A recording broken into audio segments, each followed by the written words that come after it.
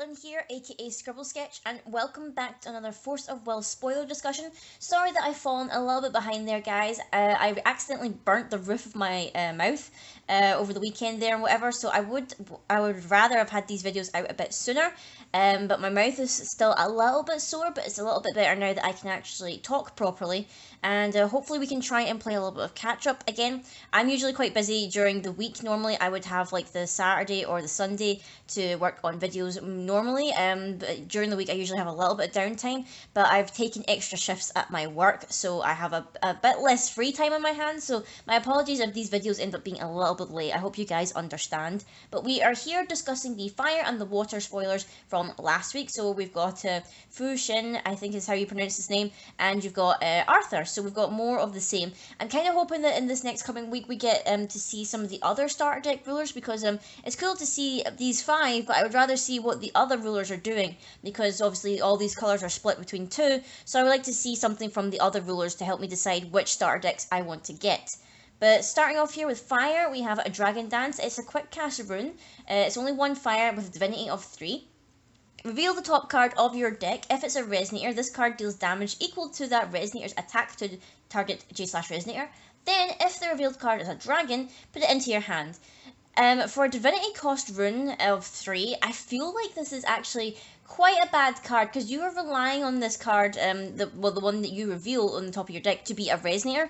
If it's a chant or an addition, you're not getting any effect off it, so you need to be pretty certain of what card is on the top of your deck. So it's a very situational card. You can't really be playing this like off the cuff. You would have to know reliably what is on top of your deck there for it to be any kind of good. So I really don't like this rune in particular just because of that. Plus, obviously it's a rune meant for him, and you know, his like main gimmick here is like you've got tigers and dragons, but right now there's only really been one really decent dragon, if I remember, so I'm not quite sure whether or not that'll be good or not. We'll just need to wait and see. The dance of the dragon inspires the soldiers. Next up we have another rune. We have Dragon's Flight. This one's just a 1 cost with a divinity of 2, just a simple rune. Choose one, search your deck for a dragon, reveal it and put it into your hand, then shuffle your deck. Or target dragon you control deals damage equal to its attack to target Resonator your opponent controls. So kind of similar to other effects that we've had, except this one is tailored specifically to dragons. I hope that we see a couple more dragons, because thus far we've seen like kind of soldiers, we've seen beasts, aka the tigers. We've not really seen too many dragons, so I hope we get to see a little bit more variety. I don't know if they're maybe worried about printing too many dragons, because obviously Carrick is going to be still in rotation once Lapis Cluster goes away, because it'll be Rhea Cluster and Valhalla. So I'm not quite sure what they're thinking there, but hopefully they'll provide us with some more really good dragons, I'm hoping, for this guy to be any good. Whenever a dragon begins flight, the vast lands of Kunlun start to sway. We have another quick cast rune here. We have Explosion. I'm sure this one is a happy reference for several people. This one's a quick cast rune again. It's 1 fire with a divinity of 2. This deals 700 damage to target attacking or blocking a Resonator. So this is quite a nice one because it doesn't specifically tailor to Fu Shin specifically. So you could potentially maybe even use this in Isis if Isis wants to do more damage with her runes and whatnot. So this one's quite a good one where you could probably either put this in Fu Shin, or you could put this into Isis, depending on which build you would prefer to have. It's a simple one that's like a decent way to deal damage to a Resonator, but it has to be attacking or blocking, mind you. Only silence follows the explosion. And then we have the Master Rune for Fushi. I was saying Fushin. It's actually Fushi, or Shifun, or whatever. I'm getting this all mixed up. It's Fushi, and not whatever it was I was saying at the start of this video. I've forgotten his name already. That's probably how, like, that shows you how interested I'm in that I don't remember his name properly. I'm not too interested in his deck at all. Flame Soldier Formation. It's a quick cast Master Rune. It's 1 fire and X with a divinity of 2. You can only play it, obviously, if your J ruler is Fushi. You choose one, target X J/Resonators cannot attack or block until end of turn, or search your deck for a fire Resonator with total cost X or less and put it into the field, then shuffle your deck. So this one again is very situational because you have to pay extra will in order to get the X effect. So I'm not quite sure how good this is going to be in actual fact. It does seem to be like the Master Runes are pretty much either hit or miss for their actual ruler in particular. This one I feel like is a bit of a miss because Red doesn't really want to pay too much will doing things, because most of the time Red is like burn or aggro, so most of the time they want to be able to play things with small cost that'll do quick damage. So I'm not quite sure how well this will fit in with the strategy. While a frontal attack may be good, we may also incorporate some other strategies. Hey Pang Tong, you listening? Zugliang. I'm pretty sure they were mentioned in another thing or whatever. I can't remember who this person's actually meant to be, so I've probably forgotten already. Next up we have a Soldier Ambush, another quick cast rune. This one is 2 fire and a divinity of 3. Resonators you control gain 400 until end of turn.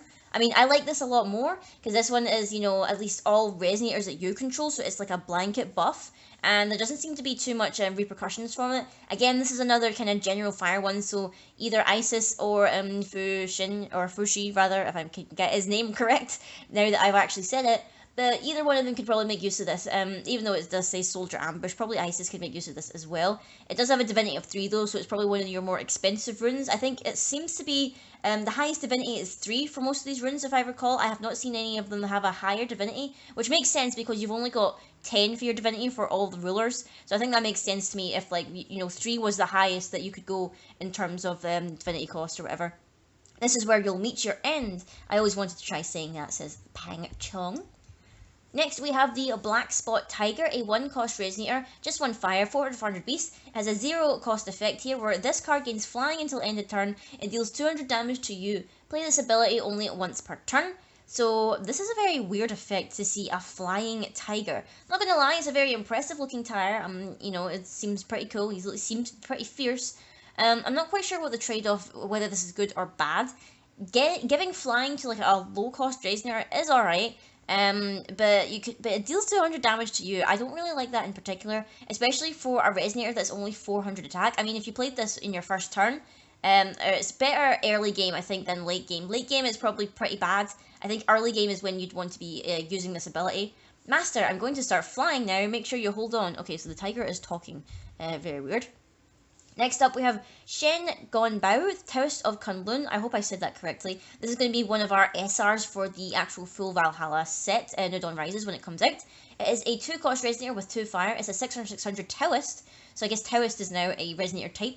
You may pay 1 less to play cards named Heaven Thundering Strike. So that's going to be a card that we'll be seeing in a few minutes. This card gains 100 and swiftness as long as you control a beast, like the tiger that this guy is riding on. You can pay an awakening of 1 void. When it enters, search your deck for a card named Black Spot Tiger and put it into the field, then shuffle your deck. You can also pay an awakening of another 1 void, search your deck for a card named Heaven's Thundering Strike, reveal it and put it into your hand, then shuffle your deck. So this one, depending on how much you want to pay for it, it searches out a bunch of things, which is kind of nice. And if you do search out that Heaven Thundering Strike, you can pay 1 less to play it, which is actually quite nice. A great number of Taoists have come to Kunlun to serve Fushi. Next up, we have the Wooden Ox, which is funny because it's obviously a machine or some kind. They've called it an invention. I'm guessing because they didn't want to give Arthur machines that were not his colour. So they called it an invention rather than machine, which it clearly is. It's a 3 cost Resonator, it's 1 fire, 2 void, 0 attack and 1200 defense. It has an awakening of 5, which is kind of insane because then that means that this Resonator in total would cost 8. So this is definitely a late game card. If you pay the awakening though, it enters, this card gains plus 1200 and minus 800 and swiftness until end of turn. So essentially it becomes 1200 attack but only 400 defense, which is a very odd way to like make it better for its high cost. When this card is put into a graveyard from the field, it deals 800 damage to target Resonator your opponent controls. I probably would have liked that more if it dealt 800 damage to the opponent as opposed to a Resonator. I guess that's the okay trade-off, but for such a high-cost Resonator with that awakening, I don't know if it's really worth it. An envoy from another world introduced this innovation to this country, greatly pleasing Fushi. Now, an envoy from another world, I'm wondering who that is referring to, because as we know right now, the only envoys that we know of from another world who are currently residing here are 1. Kaguya, 2. Feasing, and I guess you could count Loki himself or themselves as an envoy because they came from the true Valhalla world and not the fake one that we're residing in. But I feel like if it's not including those 3, potentially we could see other characters making their way here, potentially from other clusters and whatnot. We could be seeing someone from Alice or Lapis or even Rhea. I think that would be kind of interesting if we saw them. Next up, we have Heaven Thundering Strike, so that's the card we were talking about here. It's a quick cast card. It is 1 fire, 1 void, so if you search it out with Gonbao, then you can pay just 1 fire to play it. This card cannot be cancelled if you control Shen Gonbao, which is actually kind of interesting because he's the guy who searches it out. This card deals 600 damage to target J/Resonator. If this card was awakened, it deals 600 damage to up to 1 second target J/Resonator. And the awakening cost is a fire and 2 void. So if you do manage to search it out and pay all these different awakening costs of different things, you could be saving like a decent bit of will if you get the combo out. Obviously, you'd have to make sure that nothing gets cancelled in the meantime. But it seems to be like a kind of effective combo. I would see that it could be played in the deck if you so chose. We'd probably need to see what other tricks this deck has up its sleeve here and what other cards it's got available. The lightning spews forth before forking towards separate targets. So I'm kind of iffy about all those fire ones. Really, I'm not that interested in this guy in particular. I'm still interested in seeing what Isis does in particular. But we're going to move on now to the machines and the water spoilers. So, diving into blue here, and we have Arthur's Master Rune here. It is the Antimatter Cannon Excalibur. So instead of being a sword, Excalibur is now just a full-on cannon, which is kind of badass if you think about it. It is a 3-cost Master Rune. It is 2 water and 1 void, with a divinity of 2. Play this card only if your J-Ruler is Arthur. We've pretty much got that established now, that all the Master Runes can only be played by their respective J-Ruler. Your opponent separates all non-Magic Stone, non-J-Ruler entities they control into 2 piles. Put all entities in 1 pile on the bottom of their owner's deck in any order. This is actually kind of interesting. So essentially, any entity that they control, which would include, I would assume, this would include Resonators and Additions, I believe. I don't think it includes runes themselves. It does say non-Magic Stone, non-J-Ruler, so I don't know if this includes runes. Like revealed runes in their rune area. I don't know if this interacts with that area or not, but by the wording of it, it seems to imply that this would include, say, tokens, it would include resonators, it would include additions, which is actually kind of interesting. I wonder if it would include tokens, because if you put a token in a main deck, surely by the time it leaves the field, it no longer exists. So I would think it wouldn't then be put into the pile or whatnot. It's a very interesting one indeed. I think it works a lot for decks that want to swarm the field. I mean, it would just force them to put everything into 2 piles and then pick 1 pile and then force them all to go to the bottom of their deck. So definitely it's a good way of sweeping up their field.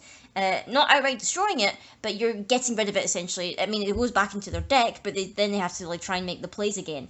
SkyRound's ultimate weapon. Next up, we have Caliburn, the Sword of Judgment. This one's giving me Sonic the Black Knight vibes, if you guys have ever played that game. This one is a 4-cost rune. It is 2 water, 2 void with a divinity of 3, so it's a very expensive rune here.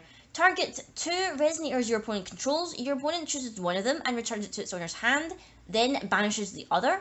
So this one is like, it's kind of weird because I feel like ideally this would be a great card, but your opponent is getting the choice here, so really you're paying quite a lot of resources here in order to give your opponent a choice, and especially if like I mean, you can target 2 of the resonators, but in the end their choice is it's their choice whether or not they banish something or banish another thing or put something to their hand. So you have to be really careful about playing this and which resonators you pick, because if you pick something with a decent enter ability, then that's not going to be good if they decide to bounce it and then play it again. I'm trying to get the words out as I mean it, but obviously it's not coming across very well. But I do like the artwork for this one. This one is actually a very, very nice. I'll let you choose who survives. Quite fitting for the effect of the card. Next up we have Checkmate. It's a quick cast rune. It is 2 water with a divinity of 3. Destroy target damaged resonator, and that's about it really. It's not got anything else here. Although looking in the back here, at first I thought there was like a mechanical dragon in the background going on, but no, I think this is actually Arthur's wings, because obviously Arthur gains flying, I believe, when he flips, so I guess this is Arthur attacking this kind of gremlin, goblin, demon looking creature. It looks very weird. Maybe these are the demons or fallen angels coming from Lucifer's side or whatever to attack the what's it called? It's not called Camelot, is it? Or is it Merlin? That's the actual SkyRound or whatever? I'm not too sure. But it's definitely a very dynamic picture here, even though it's just for a very simple rune. But it's an alright rune in the end. This is the end, as says Arthur. Next up we have Maintenance, which is a 0-cost rune, which is actually kind of nice. It has quick cast with a divinity of 2. Put two 100 counters on up to 2 target machine resonators. I can see people with Arthur definitely playing this since it only costs Divinity of 2. This would have been okay with other decks or whatever, because obviously it doesn't cost anything attribute wise, but it targets machines, and thus far all machines have been only water, so this actually wouldn't help other decks all that much. For these knights, oil is the same as blood. I mean, it would be if you were all like cyborgs and whatnot. Next up we have Reconnaissance, which is just a normal rune, no quick cast or anything, 1 water and Divinity of 2. It has 4C3, which I guess is a new kind of keyword or effect word that we're going to include now, which just simply means you look at the top 3 cards of your deck and put any number of them on the top of your deck in any order. Put the rest on the bottom of your deck in any order. So I guess this is just a simple way of cycling through the top 3 cards and then drawing a card, which is actually kind of nice, especially since it only costs 1 and a Divinity of 2. It would have been nicer if it cost just Divinity of 1, but I guess they didn't want it to make it too overpowered. The Knights of SkyRound are always watching over the world. I wonder if, like, you know, if any of the other kind of races or kind of allied, like, tribes and whatnot, or the kind of races, I wonder if any of them are allied, or if all of them are simply batting it out for each other, because you would think if they are watching over the world, the Knights, you would assume they are the good guys, but then you would think, well, then is there a reason why they are at war in the first place if they seem to be good? I'm not too sure. It's kind of strange to think about. And then next up we have Lancelot, the Glass Knight. This guy actually got leaked pretty early, thanks to the Gen Con spoilers I think that were going on a couple of weeks back and whatever. So we've already seen kind of what he does, but I'll go over him again. He is a lovely SR. He's a 3 cost, he's 1 water and 2 void, 600/600 machine. When he enters, you put a 100/100 counter on each machine you control, which is very, very nice. You can remove 3 counters from a resonator you control and destroy a target resonator. And you can remove a total of 10 counters from any number of resonators you control. J/resonators your opponent controls lose all abilities until end of turn. Destroy all resonators your opponent controls. This is crazy, especially with the different ways that we can then put counters on different resonators that we control. By the time Lancelot comes out here, we can easily just wipe our opponent's entire board if we have at least 10. And I think with all the means that we have to give stuff counters, I think it's actually quite easily feasible that you would get to 10. Unless obviously your opponent is playing the story of a Powerless Dragonoid, then you're losing all those counters. But in the end, I think this is actually quite a nice card in particular. I also quite like the artwork. The artwork is looking very, very nice. The last thing Lancelot's enemies see is their only reflection on the glass. It's kind of funny how he's the Glass Knight, and I remember way back Cinderella was like the Valkyrie of Glass. I remember there's quite little parallels there, I think. And next up we have Merlin, the control unit of SkyRound, who, when I first saw him, reminded me a bit of Ego from Guardians of the Galaxy 2. He is a 4 cost, I was going to say 5, no, he's 4. He's 2 water and 2 void, 600/800 machine. He has an awakening of X when he enters. You search your deck for a machine with a total cost X plus 2 or less and put it into the field, then shuffle your deck. So this is actually kind of like a, sort of similar to Moonbeam Butterfly or whatnot, except this is working solely for machines. And you are getting basically -2 in something that you summon, which is pretty nice. You could probably use this if you had enough will to fetch Lancelot. He would probably be a good pick, or something that was just 2 cost if you want to not pay anything. But it seems decent. I think we need to get some more 2 cost machine stuff or whatever, and that would make it even better. Arthur, we must continue to fight, for this is the role granted upon us by a creator, Deus Ex Machina. I wonder if any of these people ever actually saw their own gods or whatever before they were abandoned and left to fight this war. Next up we have Torrent of Energy, which is a chant/rune. It is quick cast, it is 1 water, 2 void and Divinity of 2. You pay 1 void more to play this card from a rune area. Return target resonator to its owner's hand. If you control a machine resonator, put it on top of its owner's deck instead. So you are basically forcing their draw there, and you are forcing them to draw that resonator again, as opposed to pulling something new. 1 cannot fight against the wave of energy, which is, you know, kind of good advice there, certainly. Next up we have Vivian, the Mechanical Fairy, a 1 cost machine/fairy. Kind of interesting here how we've got a fairy in the machine deck. It's a 300/300 with flying. Whenever another machine enters the field under your control, put a 100/100 counter on this card. You can remove 2 of these counters from this card and rest target resonator. So certainly she is going to be a very good first turn play essentially, and actually really good idea to try and keep her alive as long as possible, at least till you can make that Lancelot play to just wipe your opponent's board. Probably a very good idea. And down at the bottom she just says load and release, and that's all she says. She's got a really weird design. Her waist just seems really, really tiny, or that might just be the angle of the card. It is Very, very bizarre. But anyway, guys, that's been all the spoilers for this video. Let me know what you think. Do you feel like you're leaning towards the fire or the water? Personally, I'm quite interested in maybe picking up the water one purely for King Arthur. Maybe for Loki. We still need to see what Loki does in particular. But until then, guys, I will see you all later.